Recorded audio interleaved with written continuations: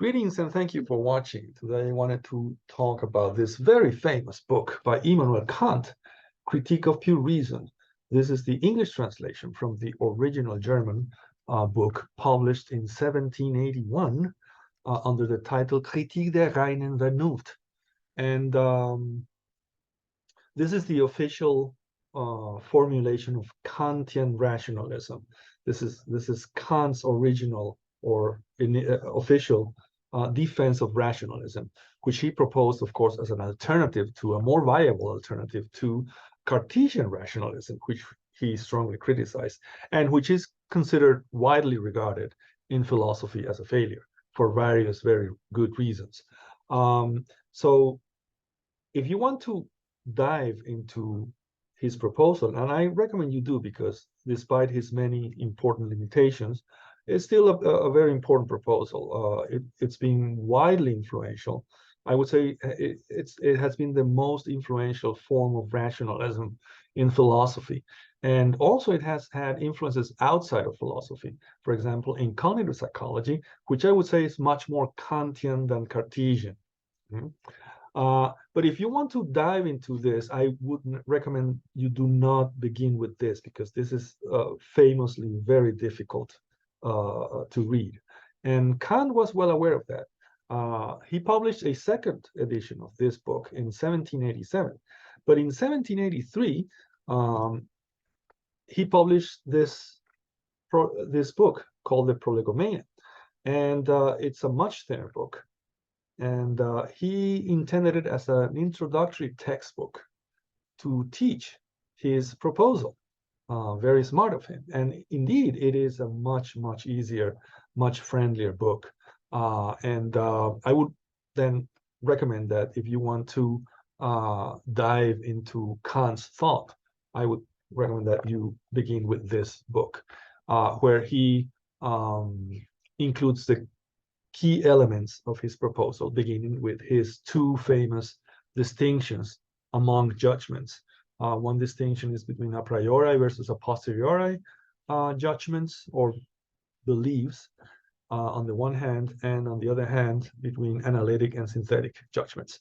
And a priori judgments are those whose truth is independent of any directly specific relevant experience, whereas a posteriori judgments are those whose truth depends strongly on certain specific directly relevant evidence. And this is why a posteriori judgments are empirical judgments. Analytic judgments, on the other hand, are those whose truth depends entirely on the concepts that constitute the judgment. If we want to put it in linguistic form, which Kant did, an analytic statement is one whose truth depends completely on the meanings of the terms that constitute this statement. To put it in Kantian way, analytic statements are those where the predicate is already contained or included in the subject. So this is why they are semantic truths, these analytic statements.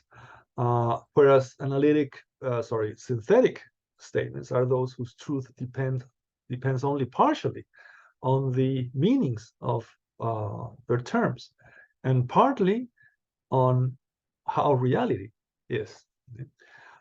So Kant formulated these two distinctions in order to demonstrate that synthetic a priori knowledge was possible, which is a mind-blowing proposal, because it means intuitively that we can know reality without experiencing it, without getting our hands dirty facing experience or facing reality.